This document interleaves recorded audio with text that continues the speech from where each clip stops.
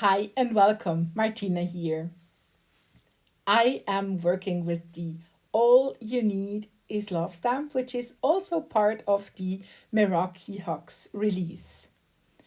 I have a 6x6 piece of cardstock in my MISTI and I am placing the huge stamp in my MISTI tool. You probably see that I'm using the grid of the lead to make sure that the letters are in a nice angle, and then I'm already ready to start. I'm using an embossing ink on my stamp, as I'm going to use white embossing ink because I want to color the stamp, and I made sure that I have a fair amount of embossing ink on the stamp so I can be sure that I have a nice coverage in the first go. I've been using black with my stamp before and I forgot to clean my stamp well, but as I knew I'm going to color the stamp and I know I'm using an opaque embossing powder, I just didn't care so much and kept going because I really liked what I've seen. I'm using my heated tool to melt the embossing powder. You can, of course, use your embossing tool, your embossing heat gun, whatever you have on hand and whatever works best for you. I just use what's closer to me on my desk. When the whole panel is set, I have already started to get color onto my paper. I'm using worn lipstick, saltwater taffy, tattered rose, dried marigold, and scattered straw, distress oxide inks, and I place them on a non-porous work surface as a craft mat.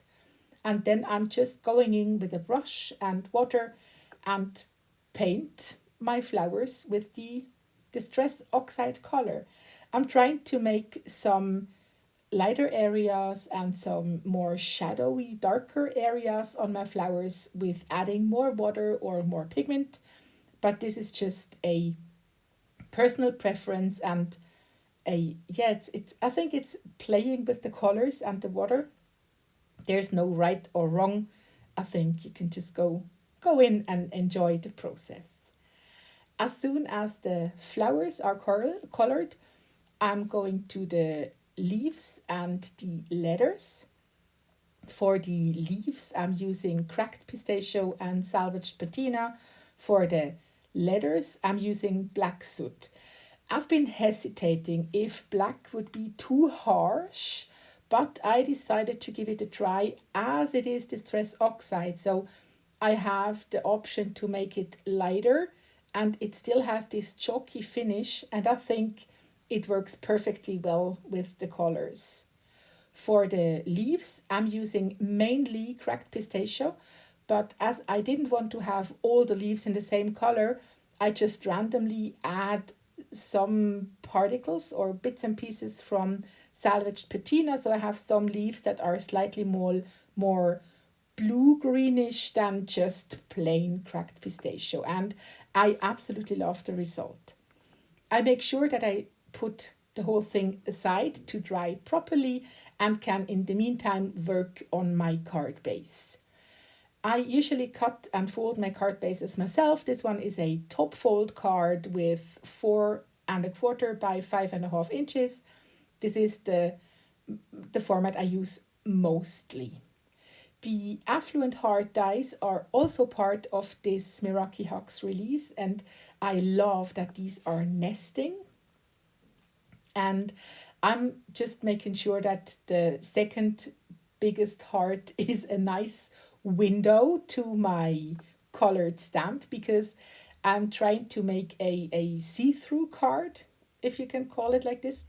And I'm using the second biggest heart as the cutout from the top part of the card.